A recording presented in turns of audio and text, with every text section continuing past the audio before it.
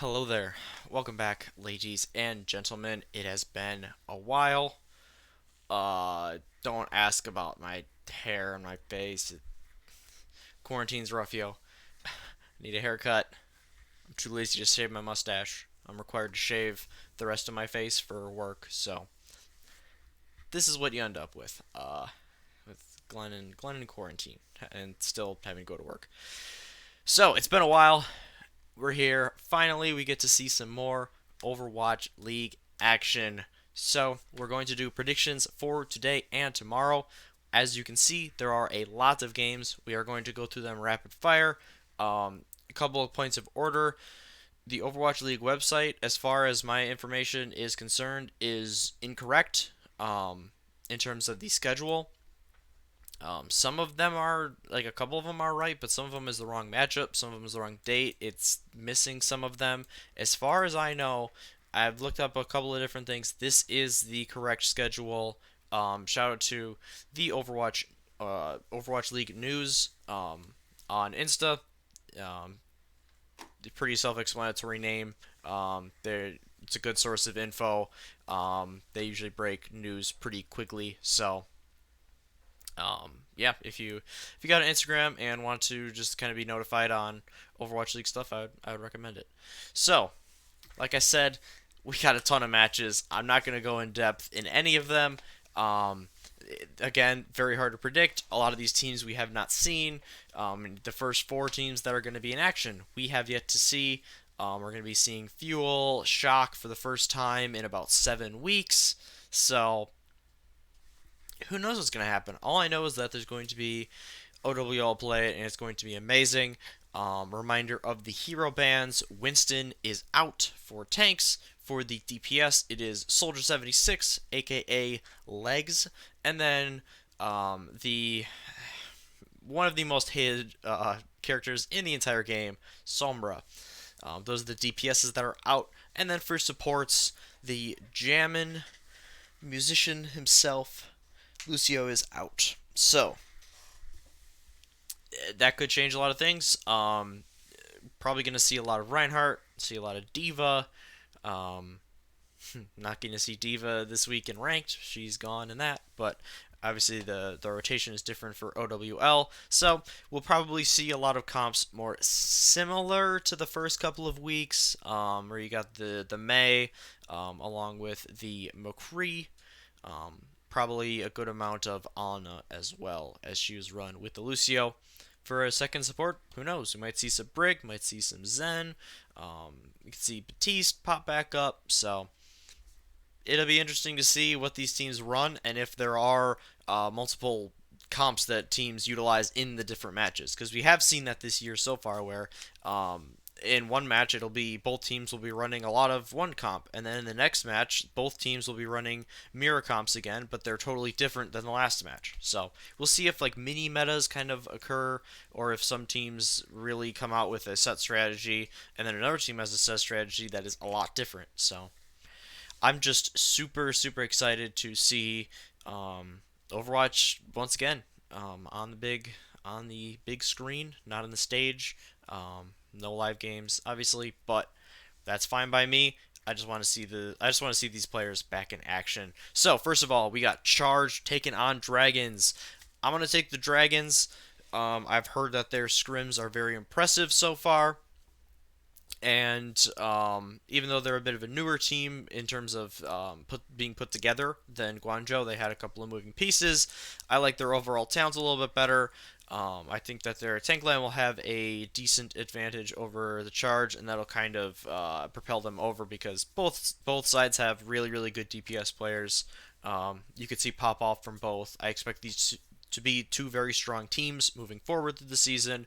But I'm going to give the Dragons an edge here. I'm going to say 3-1. Then we got Hunters taking on the Spark. I think this is going to be a close match, maybe a little bit closer than it should be. I got the Spark. I think overall the Spark take a step back this year. They have a solid team. They're one of those teams that they finished fourth last year in the regular season standings. They won a lot of games. They also won a lot of close games. Their map differential was sixth or seventh best in the league. So maybe a little bit lucky, or maybe they were just able to clutch out some maps. Still should be a very nice team this year, but I think a lot of other teams, especially around their level, upgraded. I think teams like Atlanta Reign, LA Gladiators, Shanghai Dragons, their cousins or their sister city, I guess you could say, in Guangzhou, I think is a lot better. Paris is now a threat, so I think that they fall back a bit in the standings just because other teams have kind of elevated themselves. But I do think the Spark will take this match.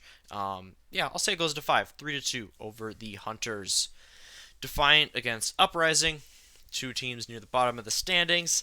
I think Defiant will finally somewhat get their act together, at least enough to beat the Uprising. They've even when they've won though, they've seemed to drop a map, generally the control one. So I think Boston grabs a map here, but Defiant, they're just a better team in almost every facet.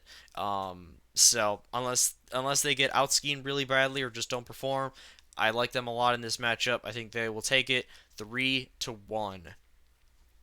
Next, we got the surprising Paris Eternal taking on the Spitfire. And Spitfire, I mean, they've won some matches, so you can't take that away from Spitfire. Have beaten some of the weaker teams, but you know when you can just win in Overwatch League, it's you can't like I said you can't take that away from people. You can't take that for granted. It is extremely hard every week to go out there and beat another team of pros. So even if it's close, even if against the weaker teams, you're still getting wins. We've seen a team like the Defiant; they've only won one match.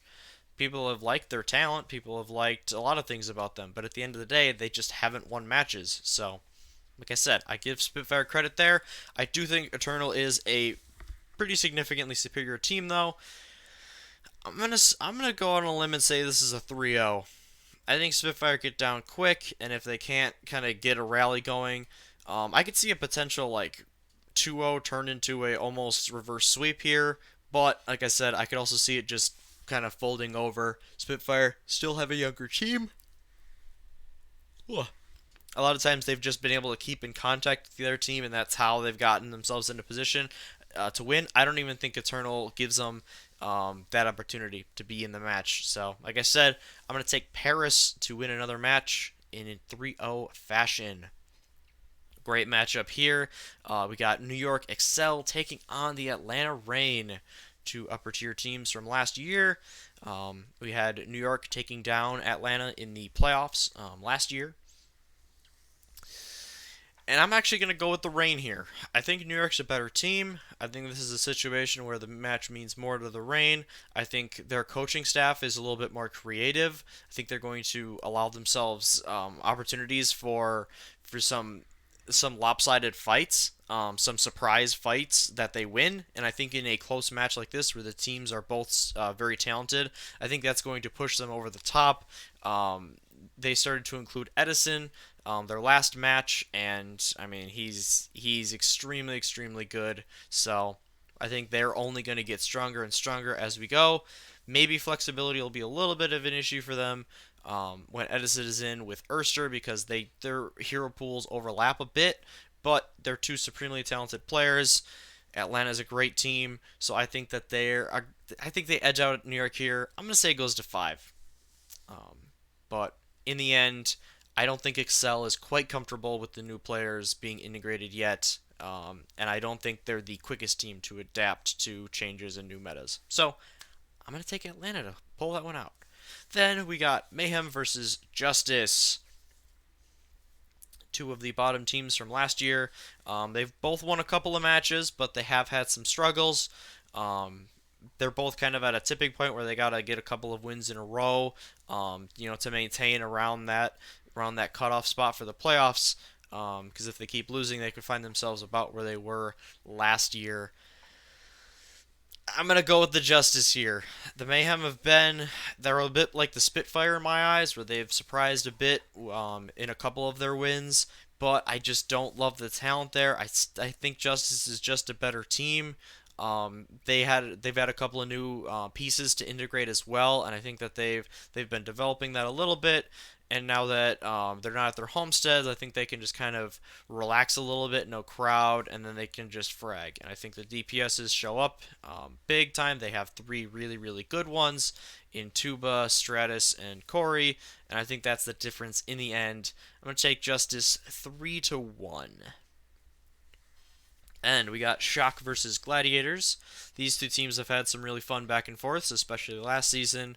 We had Gladiators beating them in Stage 1. Shock came back in the latter stages and took them down. Then in the playoffs, in the losers bracket, Shock did end up sweeping the Gladiators out of the playoffs. So even though it's a mostly new team, this is still a fun matchup. Gladiators are really, really solid against Vancouver. Shock looked like they had a little bit of issues against Fuel, losing a map and almost losing more. But I'm going to still go with the Shock here. This is still the best roster in the league. This is still the most flexible roster in the league. They still have the best coach in the league. They still have great, great synergy together. And while the Gladiators will put up a nice fight, they'll have some nice moments. I really like Jaru, and I'm excited to see this team come together more as a unit because they've only played one match together outside of scrims, obviously. So they're going to continue to grow. Still think Gladiators are a top tier team, but I'm going to take the Shock in this one, 3-1. Remaining at the top of the standings. Then, last matchup for the day, we got Dynasty taking on the Fuel. So, nice little rivalry between these teams back in the day. Pretty much none of either of those rosters is left. Old Envious and Old Lunatic High. 2017 Overwatch fans, you know what I'm talking about. But like I said, basically entirely new teams here. I'm going to go with the Dynasty. They picked up some huge firepower with Profit and Gesture. I think they're just a better team overall. I'm going to say that's a 3-1. Then we go on to day number 2. Once again, the Chinese teams will swap up and play the other teams. So we got Hunters taking on Dragons.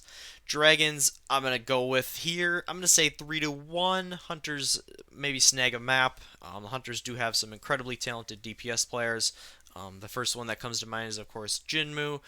Had some incredible moments on the Hanzo and the Pharah last season. So I think they snag a map, but Dragons just a better team overall. I think they go to 2-0.